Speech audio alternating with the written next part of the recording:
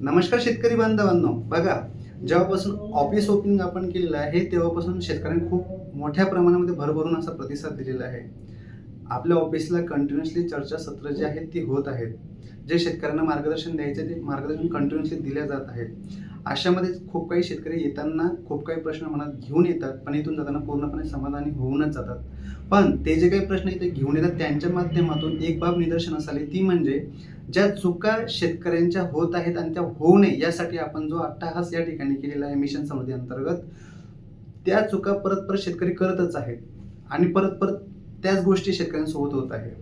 म्हणजे एक चूक तुमची अख्खं मिरचीचं पीक खराब करू शकते, आतून तुमचा खर्च होऊ शकतो आणि नंतर अशी कंडिशन येते की सर झालेला खर्च सुद्धा निघालेला नाही, मिरची पीक परवडत नाही, अशी सुद्धा शेतकऱ्यांची उत्तरं निघतात. पण त्या चुका होऊ नये म्हणून आपण वेळोवेळी व्हिडिओ बनवतो, ते वेळोवेळी तुम्हाला देत असतो, तरी सुद्धा त्या चुका होतच आहेत. म्हणून आजचा व्हिडिओ खूप आवर्जून बघा, त्या चुकांवर आपण बोलणार आहोत. दुसरी महत्त्वाची बाब म्हणजे आपण एक व्हिडिओ बनवला होता शेतकऱ्यांसाठी की ज्यावेळेस तुम्हाला मिरची लागवड करायची उन्हाळ्यामध्ये, तर मल्चिंग पेपर आणि भेसोडोस हा 20 ते 25 दिवसानंतर टाकायचा आहे आणि काही शेतकऱ्यांना तो सल्ला आवडला सुद्धा. पण आता सध्याच्या कंडिशनमध्ये काही भागामध्ये ढगाळ वातावरण झालेलं आहे, काही भागामध्ये पावसाचं वातावरण झालेलं आहे. अशामध्ये टाकावा की नाही टाकावा हा एक मोठा प्रश्न या ठिकाणी शेतकऱ्यांना उद्भवत आहे. त्या संदर्भात आपण आता आजच्या व्हिडिओमध्ये चर्चा करणार आहोत. म्हणून आजचा व्हिडिओ पहिल्यापासून शेवटपर्यंत बघा, खूप महत्त्वाचा असणार आहे. बघा शेतकरी बांधवांनो, मी तुम्हाला एक सल्ला दिला होता, मिरची लागवड करत असताना रोटावेटर अजिबात करू नका. पण ज्यावेळेस आपण उन्हाळ्यामध्ये नांगरणी करत असतो, नांगरणी केल्यानंतर ढेकळं हे निघतच असतात. आता ढेकळं जर निघाल्यानंतर मला जर बेड पडायचे, ढेकळांवरती बेड निघू शकत नाही, म्हणून रोटावेटर हा करावाच लागतो.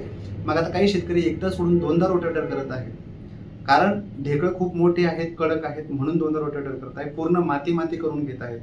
आता बघा शेतकरी बांधवांनो, आता डायरेक्ट जर तुम्ही रोटावेटर केल्यानंतर परत मी शेतकऱ्याला सांगितलं, गरज आहे, काळाची गरज, रोटावेटर करावंच लागणार, करूनच घ्या. पण त्याच्यानंतर तुम्हाला आडवं कल्टिवेटर करून घ्या. कल्टिवेटर म्हणजे त्याला मी सांगितलं होतं, काही भागामध्ये त्याला मोगडा म्हणतात, काही भागात त्याला टिलर म्हणतात, काही भागात त्याला पंजी म्हणतात, काही भागात कल्टिवेटर म्हणतात. तर ते तुम्ही करून घ्यायचंय, पूर्ण वावर हे मोकळं मोकळं करून घ्यायचंय. अशा परिस्थितीमध्ये परत खालचे ढेकळं वर येतात. आता शेतकऱ्यांना सांगितल्यानंतर शेतकरी त्या ट्रॅक्टरवाल्याला सांगतो की मला एकदा रोटावेटर झाल्यानंतर कल्टिवेटर करून दे.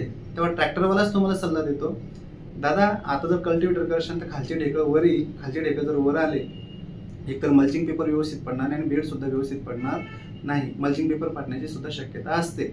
अशामध्ये करू नको, तुझं नुकसान होईल आणि मल्चिंग पेपरचे तसेही भाव वाढलेले आहेत.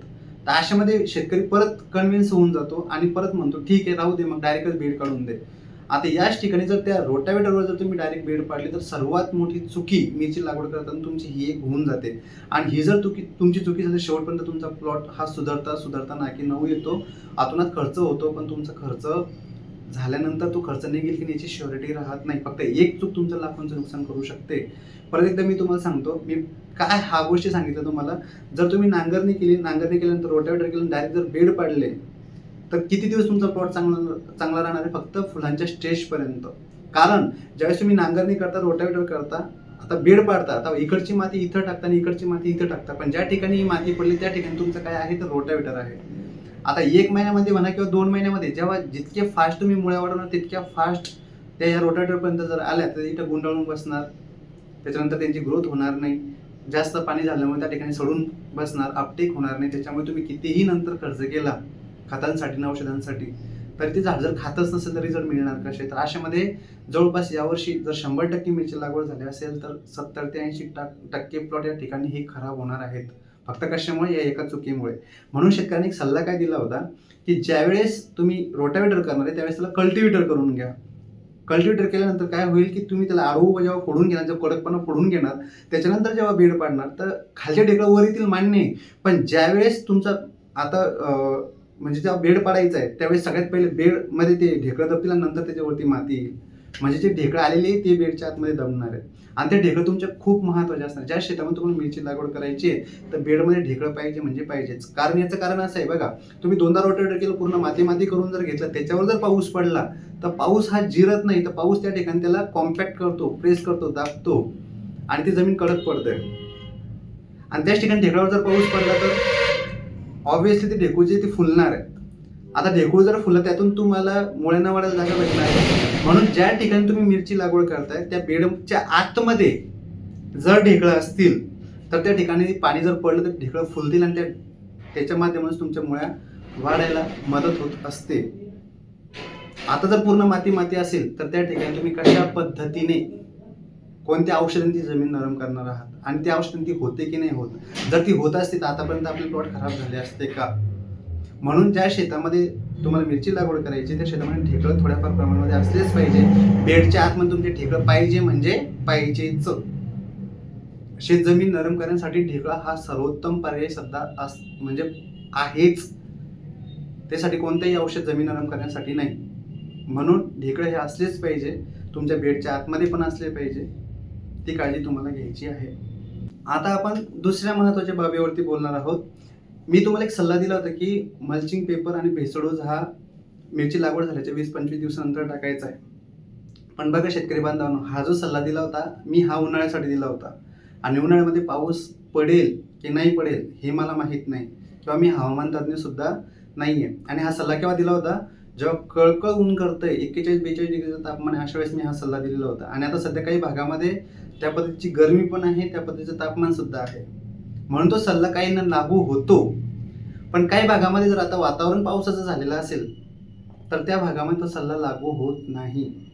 बघा शेतकरी बांधवांनो, ज्या भागामध्ये आता पाऊस सदृश्य परिस्थिती झालेली आहे आणि त्यांची मिरची लागवड त्यांना करायची जर असेल तर त्यांनी सुरुवातीलाच भेसळडोस टाकून घ्यायचा आहे. सुरुवातीलाच मल्चिंग पेपर टाकून घ्यायचा, त्याच्यानंतरच मिरची लागवड करायची आहे. ज्यावेळेस पावसाचं वातावरण होतं ना त्यावेळेस कमीत कमी 10 ते 15 दिवस ते वातावरण असतंच आणि वातावरण ते ठिकाणी टेम्परेचर उतरले जातं. आणि जर सुरुवातीलाच तुम्ही भेसळडोस टाकून घेतला, मल्चिंग पेपर जर टाकून घेतला तर ते 10-12 दिवसामध्ये मिरचीचं रोप हे सेट होऊन गेलेलं असतं. त्याच्यानंतर टेम्परेचर वाढलंही त्याचा दुष्परिणाम होणार नाही, त्याचा फायदा तुम्हाला जास्त होईल. म्हणून सुरुवातीला मल्चिंग पेपरही टाकून घ्या आणि भेसळडोसही टाकून घ्या. आता काही भागामध्ये समजा पाऊस पडलाच नाही तर मग भेसळडोस आणि मल्चिंग पेपर हा किंवा वातावरण जर 20-25 दिवस नसेलच तुमच्या भागामध्ये, तसे काही अंदाज तुम्हाला येत असतील तर मग बिनधास्त तुम्ही मल्चिंग पेपर आणि भेसळडोस हा 20-25 दिवसानंतरच टाका. म्हणजे जे होणारे नुकसान आहे ते नुकसान तुमचं होणार नाही. म्हणून वेगवेगळ्या भागांसाठी वेगवेगळ्या गोष्टी तुम्हाला सांगतोय. परत एकदा, ज्या भागामध्ये पाऊस सदृश्य परिस्थिती आहे, ढगाळ वातावरण आहे, 10-15 दिवस पुढची जर पावसाचे सांगितलेले असतील त्यांनी भेसळडोस आणि मल्चिंग पेपर टाकून घ्यायचा आहे. ज्या भागामध्ये पाऊस सांगितलेला नाहीये किंवा पावसाचं वातावरण नाहीये त्या शेतकऱ्यांनी भेसळडोस आणि मल्चिंग पेपर 20-25 दिवसानंतर टाकल्यानंतर काहीही हरकत नाही. तिसरी महत्त्वाची बाब, जर एवढ्या टेम्परेचरमध्ये रोप सेट करायचे आहे, काहींना कवळे रोप भेटते तर काहींना खूप जाडे रोप भेटते, काहींना ते रोपच व्यवस्थित भेटत नाही, अशी काही परिस्थिती असे काही प्रॉब्लेम सध्या आहे. मल्चिंग पेपर टाकल्यानंतर जर तुम्हाला तुमचा प्लॉट टिकवायचा आहे किंवा अगोदर जर टिकवायचा आहे तर मी ज्या पद्धतीनं रोप प्रक्रिया माझ्या शेतामध्ये करतो त्या पद्धतीने रोप प्रक्रिया करा. ज्या ठिकाणी 8 ते 10 दिवसात रोप सेट व्हायला पाहिजे ती रोप प्रक्रिया जर तुम्ही केली तर 4 ते 5 दिवसामध्ये तुमचं रोप सेट झालेलं असतं.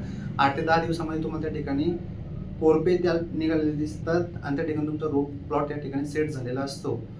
म्हणून रोप प्रक्रिया करूनच मिरची लागवड करा.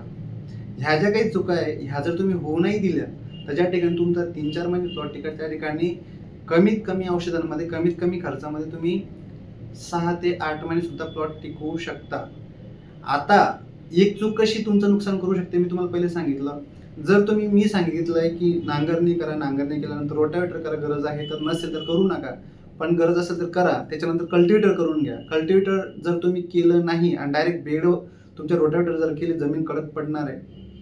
आणि नंतर तुम्ही मिरची लागवड करून घेतली, त्याच्यानंतर जर तुम्ही ठिबक टाकून घेतलं, सगळ्या गोष्टी करून घेतल्या, भेसळडोस टाकून घेतला आणि नंतर ही बाब जर तुमच्या दृष्टीने की शेतजमीन कडक पडलेली आहे तर औषधी तुमच्याकडे नाही आहे, ती म्हणजे शेतजमीन भुसभुशीत करण्यासाठी.